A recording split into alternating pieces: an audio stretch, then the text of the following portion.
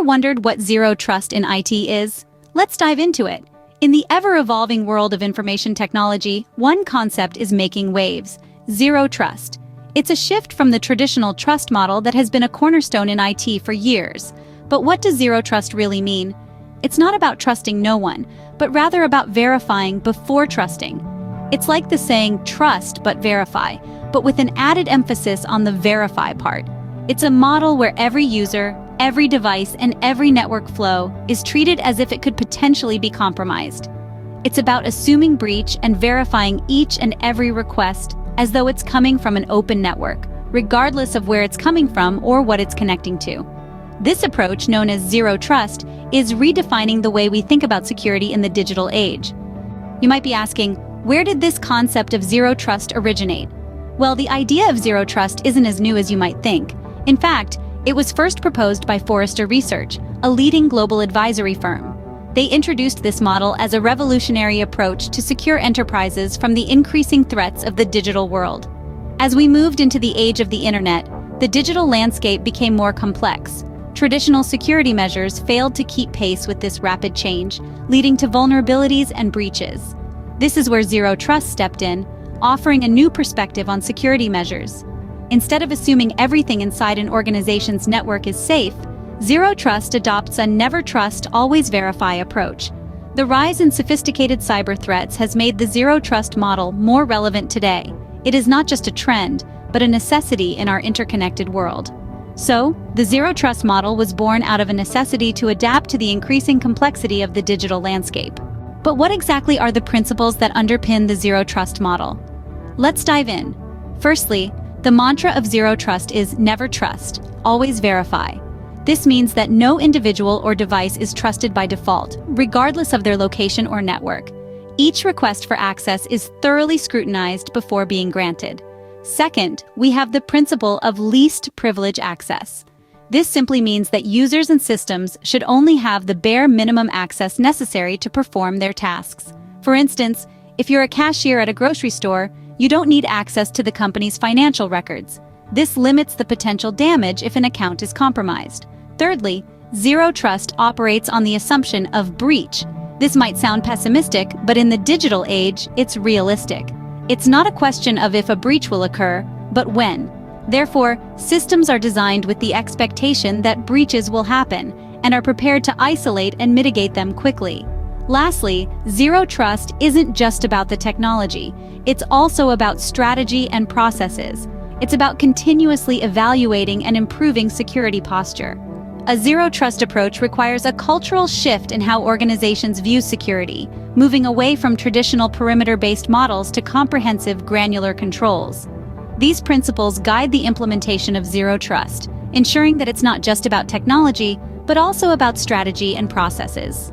Now you might be wondering, how do we implement zero trust in IT? The first step in implementing zero trust is identifying your sensitive data and assets. This includes everything from customer data, intellectual property, proprietary business processes, to any other resources that are crucial to your operations. You need to know what you're protecting before you can protect it. Once you've identified your sensitive data and assets, the next step is mapping the flow of that data. This involves understanding how data moves within your organization, who has access to it, and under what circumstances that access is granted. By mapping the flow of data, you can identify potential weak points in your security and address them. With a clear understanding of your data and its flow, you can then begin to build a zero trust architecture. This involves setting up security measures like multi-factor authentication, least privilege access, and microsegmentation. Multi-factor authentication requires users to provide multiple forms of identification before they can access sensitive data. Least privilege access means that users are only given access to the data they need to perform their jobs and nothing more. And microsegmentation involves dividing your network into smaller, more manageable segments to better control access and monitor activity. But implementing zero trust doesn't stop there. It's not enough to just set up these security measures and call it a day. You need to continuously monitor your system, evaluate its performance, and make improvements as necessary. This might involve regular audits of user access rights, ongoing vulnerability assessments, and immediate action in response to any identified security threats.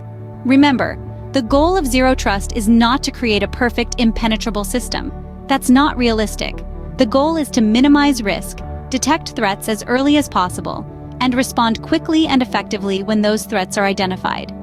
Implementing zero trust is not a one-time effort, but a continuous process of monitoring, evaluation, and improvement. So, what does the future hold for zero trust? Well, the horizon looks promising indeed.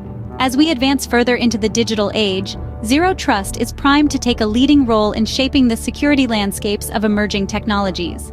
Imagine the potential of integrating zero trust with artificial intelligence, machine learning, and blockchain. These technologies, which are becoming increasingly prevalent, can benefit immensely from the robust security protocols that zero trust brings to the table. Moreover, the adoption of zero trust is on the rise among businesses and organizations worldwide. As cyber threats continue to evolve and become more sophisticated, the need for a security model that assumes no trust is more critical than ever. This growing acceptance and implementation signifies a shift in the way we approach IT security, paving the way for a safer digital future. As we move into an increasingly digital world, zero trust is set to become the new norm in IT security. In conclusion, zero trust is not just a concept, but a necessary shift in the way we approach IT security. We've delved into its origins, principles, and implementation strategies, and even peeked into its promising future. There's a wealth of knowledge out there for you to explore and apply to your IT practices. Thank you for watching. If you found this video informative, don't forget to like, share, and subscribe to our channel for more enlightening content. Remember, in the world of IT, trust no one until you verify them.